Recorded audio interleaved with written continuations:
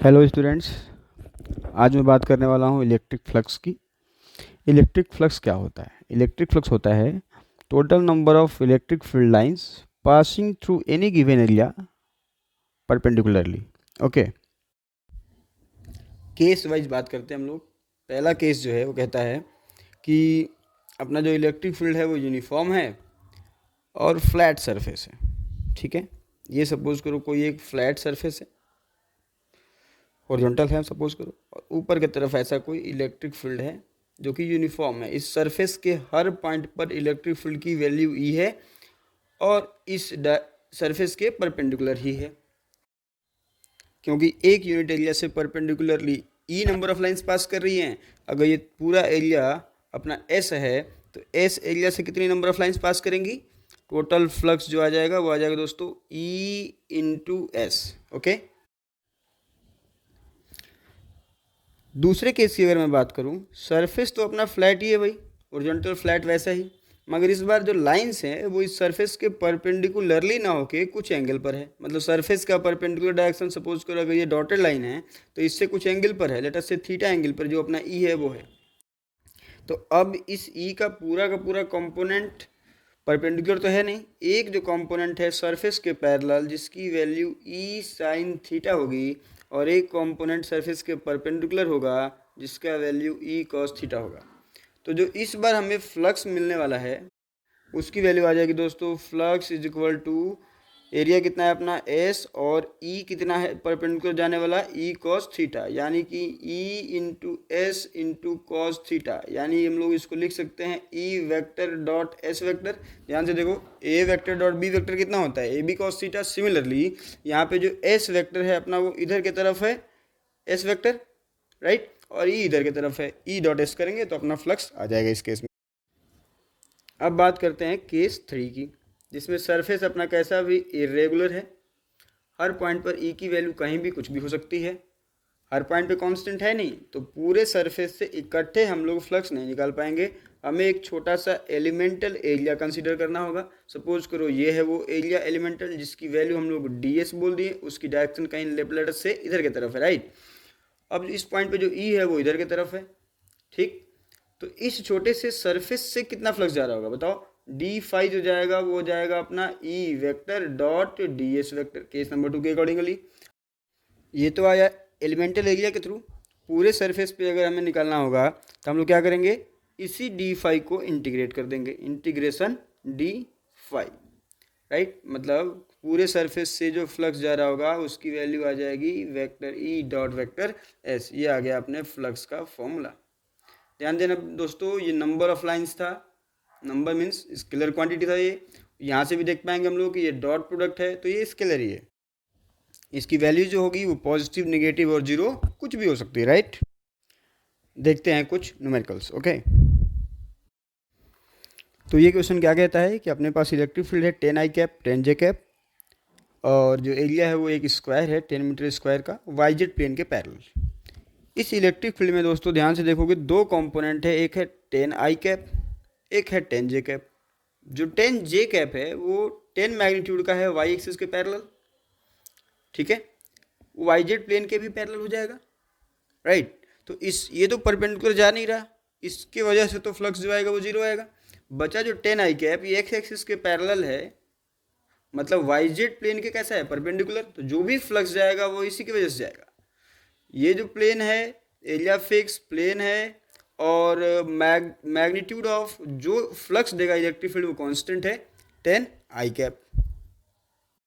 तो अपना answer easily आ जाएगा ई इंटू एरिया। ई की जो वैल्यू थी काम का वो था 10 और एरिया जो था वो था 10, यानी कि 100 आंसर आ गया अपना फ्लक्स का। ओके, इसी प्रॉब्लम को हम लोग थोड़ा और तरीके से करना चाहें दोस्तों तो क्या लिख सकते हैं, flux is equal to E vector dot S vector, क्योंकि ये प्लेनर एरिया है और इलेक्ट्रिक फील्ड जो है अपना वो कांस्टेंट है। ई की जो वैल्यू आई थी वो आई थी 10 आई कैप प्लस 10 जे कैप। एस वेक्टर जो होगा वाई जेड प्लेन के पैरेलल है, यानी कि परपेंडिकुलर डायरेक्शन इसका जो आएगा वो आई कैप आएगा, तो ये आ जाएगा 10 आई कैप। इन दोनों का हमें डॉट लेना है दोस्तों, आंसर कितना आ जाएगा भाई, 10 आई डॉट 10 आई बराबर 100 आ जाएगा, और जे के साथ जब आई का डॉट करेंगे तो वो 0 आ जाएगा। ये हो गया अपना एक्सप्लेनेशन। चलते हैं नेक्स्ट प्रॉब्लम की तरफ। In this problem a charge q is placed at an axis of the disk at a distance x from its center. We have to find total flux passing through the disk. Okay, point charge के लिए electric field का formula हम लोगों ने पढ़ा है E equals to के Q by are square, जहाँ पे जो आर है वो डिस्टेंस है उस पॉइंट का सोर्स चार्ज। ओके, और हम लोग देख पा रहे हैं कि इस डिस्क का हर पॉइंट का डिस्टेंस फ्रॉम द चार्ज अलग अलग है। सो हर पॉइंट पे इलेक्ट्रिक फील्ड कांस्टेंट नहीं है। तो हम लोग क्या करेंगे, एक ऐसा एलिमेंट कंसिडर करेंगे इसमें जिसका distance from the source charge Q क्या है, फिक्स है। एलिमेंट क्या आने वाला है, एक रिंग आने वाला है। ओके, फोटो में देखें आप लोग, तो इस एलिमेंट के थ्रू कितना फ्लक्स जाने वाला है, D phi equals to E dot D S, यानी कि E into D S into E और डी एस के बीच के एंगल का cos, E D S cos theta. ये जो एलिमेंट था अपना वो सेंटर से आर डिस्टेंस दूर था, उसकी खुद की जो विड्थ थी वो डी आर थी।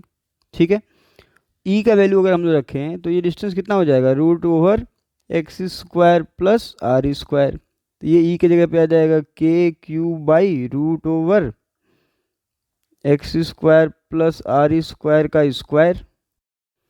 डी एस की वैल्यू कितनी आ जाएगी, डी एस की वैल्यू आ जाएगी 2 पाई आर डी आर।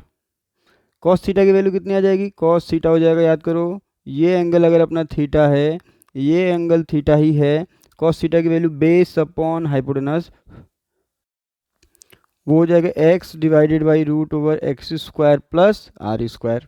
ये तो रहा अपना डी फाई। डी फाई की वैल्यू कितनी आ गई दोस्तों, डी फाई आ गया अपना K Q 2 pi X R D R upon R square plus X square power 3/2। Okay, अब हमें अगर टोटल फ्लक्स निकालना होगा तो हम लोग इस डी फाई को क्या कर देंगे भाई, इंटीग्रेट कर देंगे। डी फाई के इंटीग्रेशन में से कांस्टेंट टर्म्स बाहर आ जाएंगे, ये रहेगा अपना इंटीग्रेशन। डी के साथ आर है तो आर का लिमिट आएगा जो कि 0 से कैपिटल आर तक होगा, from centre up to circumference. Okay, इस इंटीग्रेशन को सॉल्व करेंगे हम लोग। सॉल्व करने के बाद वो ये आ जाएगा, इंटीग्रेशन आप लोग खुद से सॉल्व करें। नेक्स्ट स्टेप में मैंने के की वैल्यू रख दी है और लिमिट सॉल्व कर दी है। उसके बाद x को हम लोग अगर ब्रैकेट के अंदर भेज दें तो ये आ जाएगा, यही अपना आंसर है दोस्तों। थोड़ा ध्यान दिया अगर हम लोग, तो ये अपना डिस्क था, यहाँ पे चार्ज रखा था, ये डिस्टेंस x थी, ये जो डिस्टेंस था वो r था।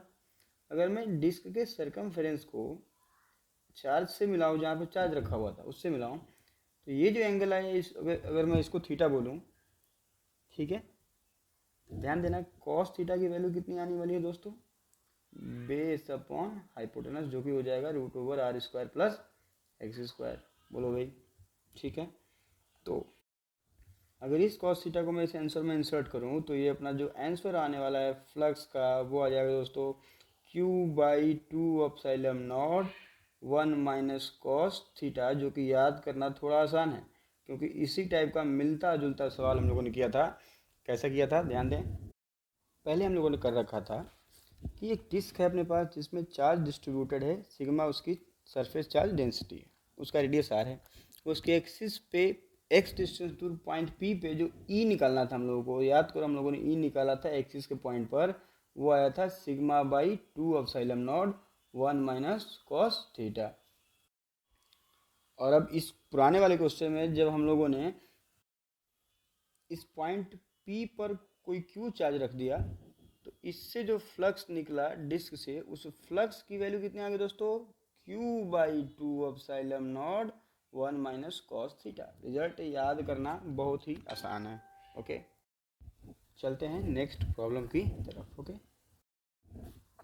इस क्वेश्चन में क्या है दोस्तों कि अपने पास एक रेक्टेंगुलर सरफेस है, XY प्लेन में है, इसके साइड लेंथ A और B है, और इस दुनिया में जहाँ पे ये रखा हुआ है इलेक्ट्रिक फील्ड दिया हुआ है XI cap plus YJ cap plus Z square K cap. Okay, हमें क्या करना है कि इस पूरे सरफेस से हमें फ्लक्स बताना है। ठीक, ध्यान से अगर हम लोग इस इलेक्ट्रिक फील्ड को देखें तो ये कंपोनेंट एक्स एक्सिस के पैरेलल है, जिसकी वजह से कोई फ्लक्स नहीं होगा, कोई परपेंडिकुलर लाइंस नहीं जाएंगी। सिमिलरली ये जो जे कैप वाला कंपोनेंट है, इसके वजह से भी कोई फ्लक्स नहीं आएगा, जो भी फ्लक्स आने वाला है इसके वजह से आने वाला है। ओके, जिसका वैल्यू है जेड स्क्वायर के कैप। और इस सरफेस के हर एक पॉइंट पर जो जेड की वैल्यू होगी कितनी दोस्तों, एक्स वाई प्लेन है, 0 होगा। तो इस कंपोनेंट की वैल्यू अपने इस गिवन सरफेस के हर पॉइंट पर कितना आएगा, 0। डायरेक्शन तो गिवन सरफेस के परपेंडिकुलर था, मगर मैग्नीट्यूड 0 है, इसलिए कोई फ्लक्स नहीं आएगा। फ्लक्स की जो वैल्यू आएगी वो आ जाएगी 0। ठीक, इन दोनों कंपोनेंट का डायरेक्शन प्लेन के पैरेलल था, इसलिए इसके वजह से कोई मतलब नहीं है। ये परपेंडिकुलर तो था, मगर इसकी मैग्नीट्यूड ही 0 थी, तो ओवरऑल जो फ्लक्स आया वो 0 आया। ओके, सो नेक्स्ट प्रॉब्लम भी हम लोग कुछ ऐसा ही मिलता जुलता लेते हैं। ओके, ये जो प्रॉब्लम है दोस्तों, इसमें रेक्टेंगल वही है, फिर से side length A and B है इसकी। ठीक, उसी एक्सवाई प्लेन में रखा है। इलेक्ट्रिक फील्ड का जो एक्सप्रेशन है वो थोड़ा चेंज हो गया। ठीक है, पिछले वाले प्रॉब्लम के हिसाब से हम लोग बड़ी आराम से कह देंगे कि इस कंपोनेंट की वजह से एंड इस कंपोनेंट की वजह से तो कोई फ्लक्स नहीं जाने वाला, जो जाने वाला है इसकी वजह से जाने वाला है, और इसका जो वैल्यू है कितना है, 2x है। ओके, तो अब तो ये नहीं 0 होने वाला है सरफेस के हर पॉइंट पे। ओके, और कांस्टेंट भी नहीं होने वाला है, क्योंकि ये x पे डिपेंड करता है। तो इस पॉइंट पे कुछ अलग x की वैल्यू है, इस पॉइंट पे x की वैल्यू कुछ अलग, इस पे कुछ अलग, इस पे कुछ अलग, हर जगह पे x अलग है, इसलिए इस 2x की वैल्यू अलग होगी, मतलब e कांस्टेंट नहीं है यहाँ पे। ओके, सो हम लोग एक एलिमेंट कंसिडर करेंगे इसमें, एक ऐसा एलिमेंट जिस पे अपना e यानी कि ये 2x के कैप कांस्टेंट हीट हो। तो यहाँ से एक फिक्स्ड x पे हम लोग हैं, एक छोटा सा स्ट्रिप कंसिडर किए रेक्टेंगुलर, जिसकी खुद की विड्थ कितनी है दोस्तों, dx है। ठीक है, इससे जो फ्लक्स जाएगा वो फ्लक्स कितना जाएगा, उसको मैंने डी फाई लिख दिया। डी फाई कितना आ जाएगा, डी फाई आएगा ई डॉट डी एस। इन दोनों की वजह से कोई फ्लक्स नहीं आने वाला। जो ई का वैल्यू है वो है 2x, और जो डी एस का वैल्यू है वो हो जाएगा दोस्तों, ध्यान दीजिए, ये लेंथ कितना है, b है, और ये लेंथ कितना है, dx है, तो ये आ जाएगा b इंटू डी एक्स। अगर हमें टोटल फ्लक्स निकालना होगा तो इस डी फाई को हम लोग इंटीग्रेट कर लेंगे। इंटीग्रेशन में से ये 2b जो कांस्टेंट टर्म है दोस्तों बाहर आ जाने वाला है, x का इंटीग्रेशन हो जाएगा एक्स स्क्वायर बाई 2। इसमें हमें लिमिट रखना है दोस्तों 0 से कहाँ तक दोस्तों, a तक x की वैल्यू। ओके, तो ये आ जाएगा a square b, which is our final answer. Okay, next मैं आप लोगों के लिए एक असाइनमेंट देता हूँ, उसको ट्राई करें। ये क्वेश्चन कहता है कि वी हैव ए सिलेंडर, उसके सेंटर पे एक चार्ज क्यू रखा हुआ है, इस चार्ज की वजह से उसके कर्व्ड सरफेस से कितना फ्लक्स जा रहा है ये हमें बताना है। ये अपना आंसर है। अगर आंसर आ जाए तो कमेंट में लिख दे बन गया, नहीं बने तो ask for solution. Thank you so much.